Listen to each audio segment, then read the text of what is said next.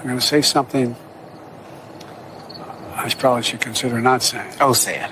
Is that I have more substantive experience on the issues facing the country, both in foreign policy and domestic policy, than any president ever. For one, I think that we began to...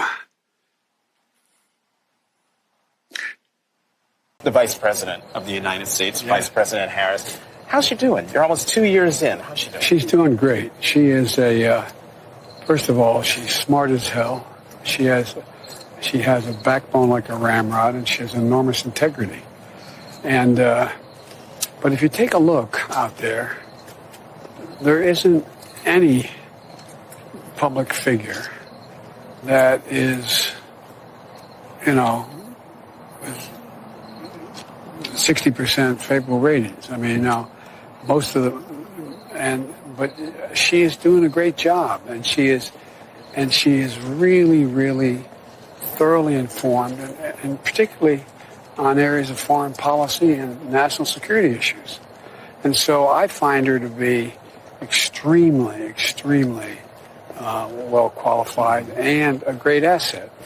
We have lunch once a week, and there's nothing that she is cut off from.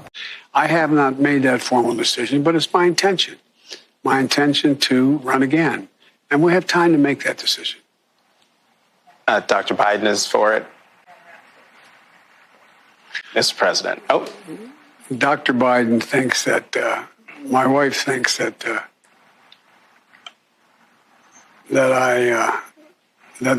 we're doing something very important. And the fact is that when I hear people talk about inflation, as I heard him there, we have to change that subject. Inflation is a global phenomenon. Yes. The EU, the European Union, the UK, the British have higher inflation rate than we do here.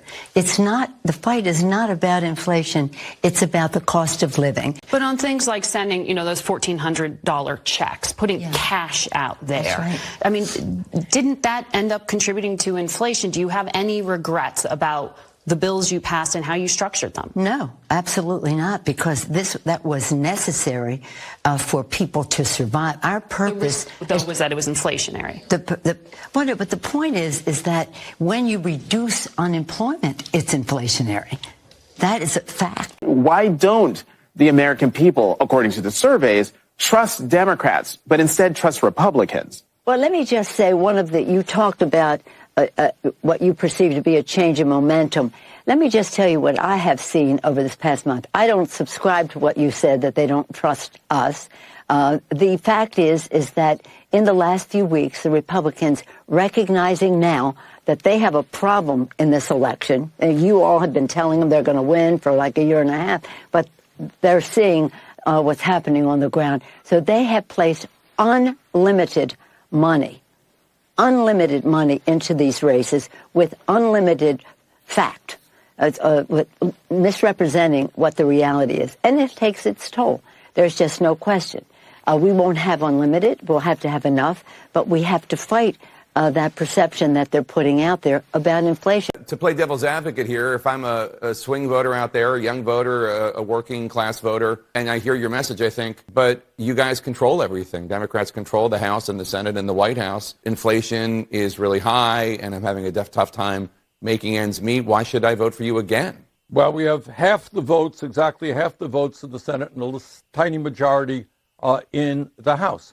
And I think it's important that when we talk about inflation, Republicans will say, well, this is Joe Biden's fault. Really? Our inflation rate is much too high. It is 8%. It is 10% in the UK, 10% throughout Europe, 7% in Canada. And as I said, significant part of inflation has to do with corporate greed.